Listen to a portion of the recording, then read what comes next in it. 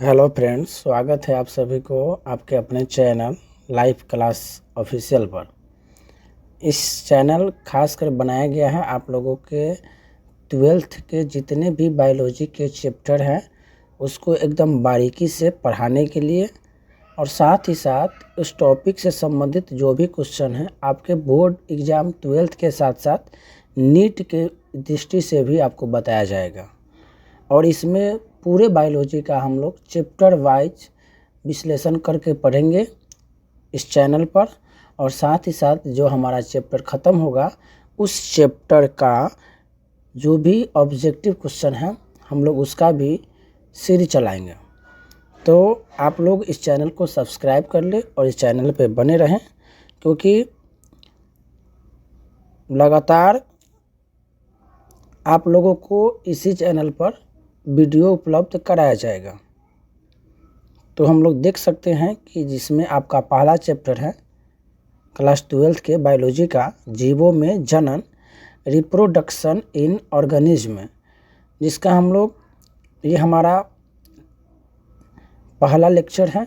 इसमें हम लोग अलैंगिक जनन से संबंधित जितने भी क्वेश्चन हैं हम लोग उसे विस्तृत रूप से जानेंगे। फिर अगले लेक्चर में हम लोग इससे बच्चे अगले टॉपिक पे डिस्कशन करेंगे। जैसा कि आप देख सकते हैं कि आपका पहला टॉपिक है और पहला चैप्टर कहिए जीवों में जनन, रिप्रोडक्शन इन ऑर्गेनिज्म, इसमें हमारा पहला टॉपिक है जनन, जिसको हम लोग रिप्रोडक्शन कहते हैं। जनन क्या है? तो जनन एक क्रिया है जिसमें कोई भी जीव अपने जैसे संतान को जन्म देती है। सीधा सीधा कहा जाए तो जनन के द्वारा जीव क्या करते हैं, अपने जैसे संतान को जन्म देते हैं, ताकि उसके संतान जो है जब जन्म हो तो उसके जाति का अस्तित्व कायम रहे। दुनिया में इस पृथ्वी पर सब चाहता है कि उसके जाति का कायम मतलब उसके जाति का दबदबा बना रहे। जैसे मानव चाहता है कि मेरा वंशज चले। इसी क्रम में देखा जाए तो जितने भी जीव है इस पृथ्वी पर सभी चाहते हैं कि हम अपने जाति को बढ़ाएं, अपनी जनसंख्या को बढ़ाएं, अपने जाति को अस्तित्व में लाएं, उससे विलीन होने से बचाएं। तो ये सब जनन के द्वारा ही संभव है। तो जनन के द्वारा जीव अपने जाति के अस्तित्व को कायम रखता है। इसके द्वारा जीवों के जनसंख्या में वृद्धि भी होता है। आमतौर पर जब जनन की क्रिया होगा तो आवश्यक है कि उसके जनसंख्या में वृद्धि होगा। और साथ ही साथ जब जनसंख्या में वृद्धि होता है तो जिस जीव से नया जीव बनता है उस जीव का आनुवांशिक गुण भी उस पीढ़ी में चला जाता है। तो इसके द्वारा ही आनुवांशिक गुण एक पीढ़ी से दूसरी पीढ़ी में स्थानांतरित होता है। इसके द्वारा ही जीवों के गुणों में बदलाव आता है।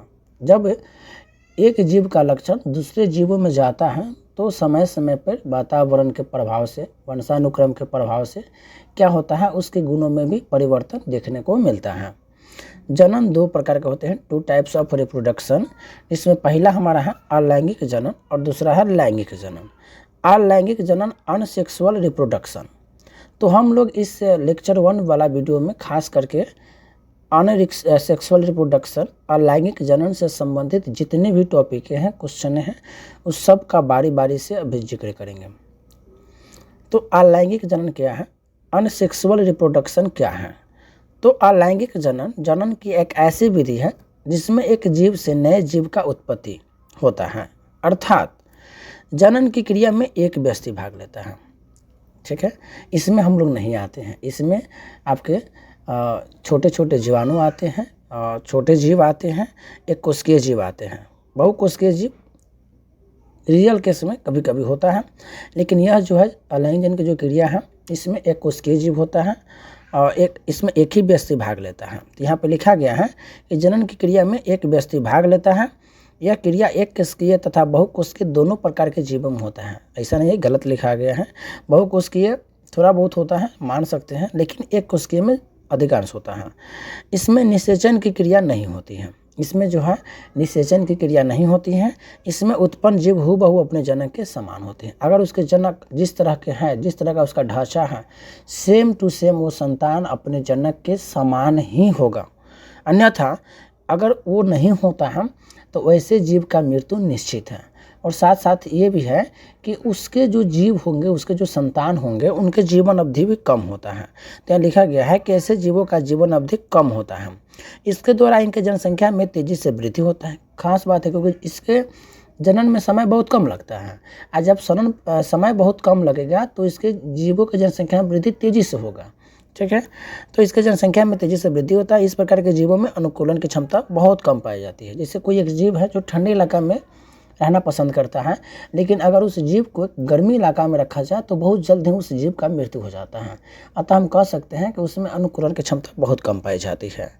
अलैंगिक जनन की निम्नलिखित विधियाँ हैं। तो आज आगे हम देखते हैं कि अलैंगिक जनन की कौन कौन विधियाँ हैं। सभी विधियों का बारी बारी से हम जिक्र करेंगे।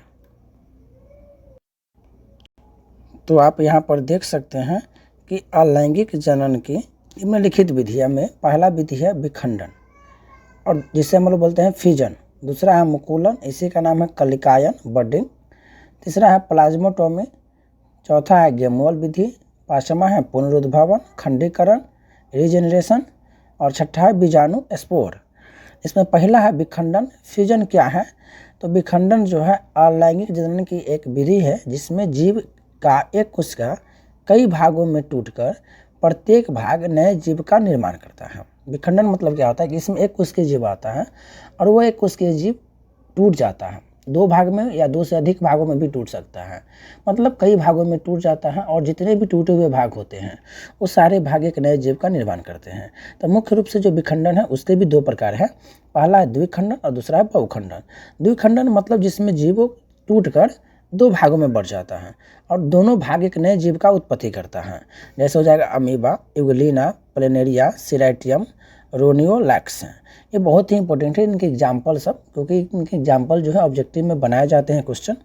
तो द्विखंडन का ऑब्जेक्टिव में एक क्वेश्चन आ सकता है, तो आप इसे देख लें।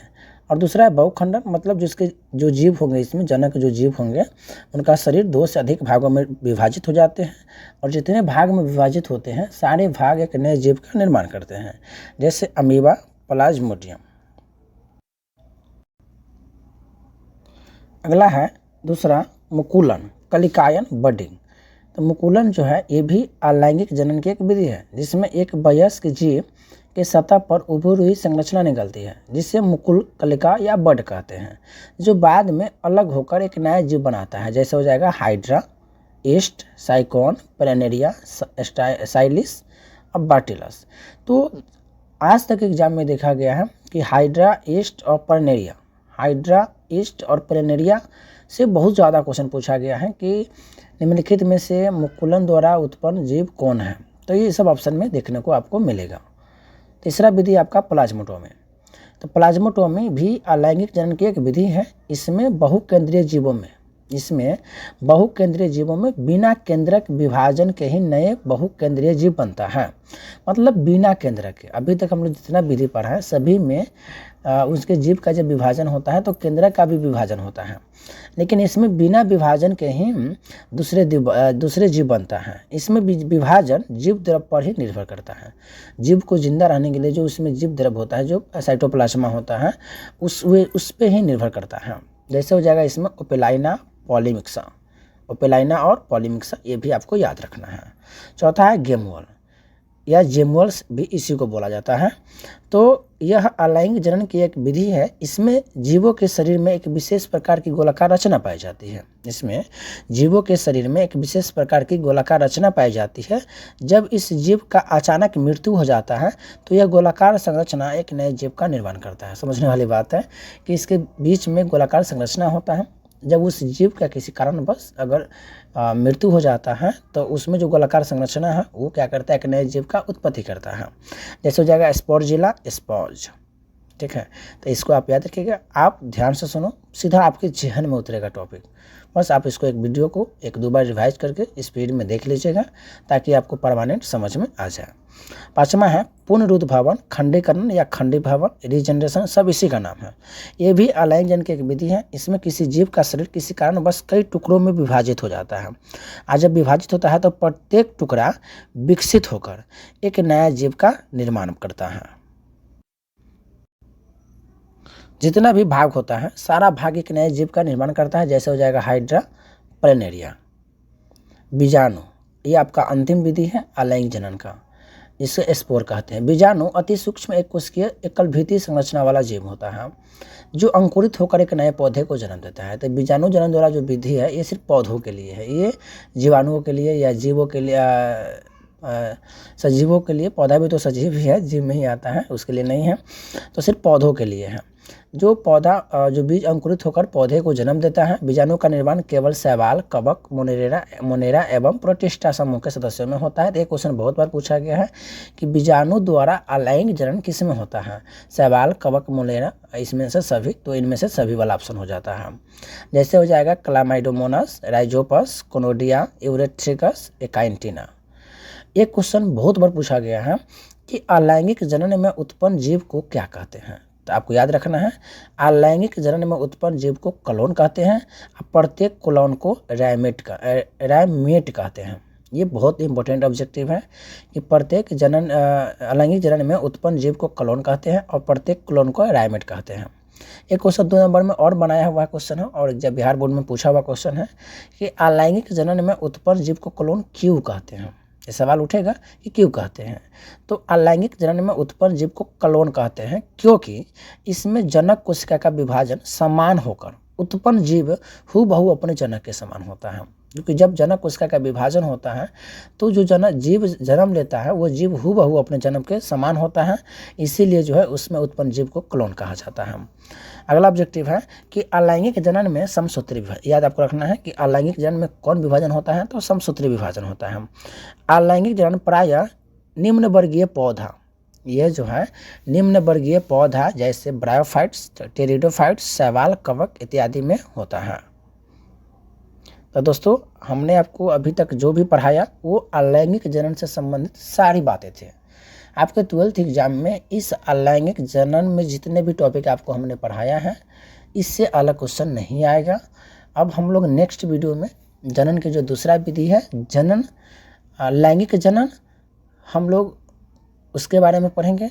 तो बहुत जल्द उसका भी वीडियो इसी यूट्यूब चैनल पे अपलोड किया जाएगा। तो आप चाहते हैं कि वो भी वीडियो आप मिस ना करें तो प्लीज़ चैनल को सब्सक्राइब करें और